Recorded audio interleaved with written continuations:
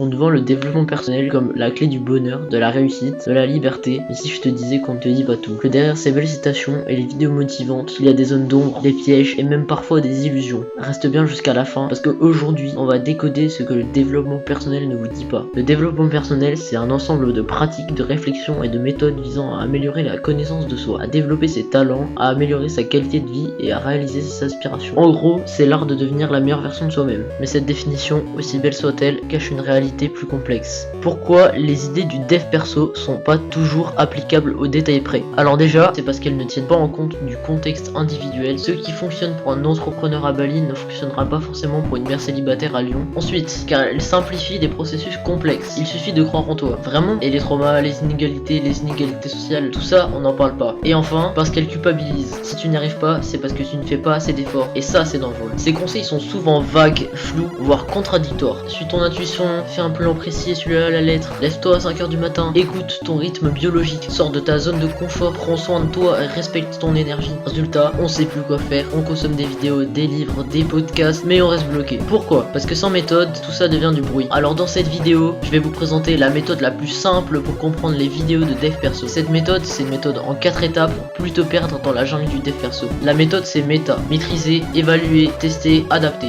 Maîtriser. Comprends bien le contexte. Qu'est-ce que l'auteur veut vraiment dire? Est-ce que c'est clair? Évaluer. Est-ce que le conseil est réaliste pour toi? Est-ce qu'il tient compte de ta situation? Tester. Applique-le à petite dose. Observe ce que ça change dans ta vie. Adapter. Garde ce qui fonctionne pour toi. Jette le reste. Le développement personnel doit s'adapter à toi, pas l'inverse. Pour conclure, le développement personnel peut être un outil puissant à condition de ne pas le consommer comme une vérité absolue. Pose-toi les bonnes questions, adapte, expérimente et surtout, n'oublie pas, tu n'as pas besoin d'être trop parfait pour avancer.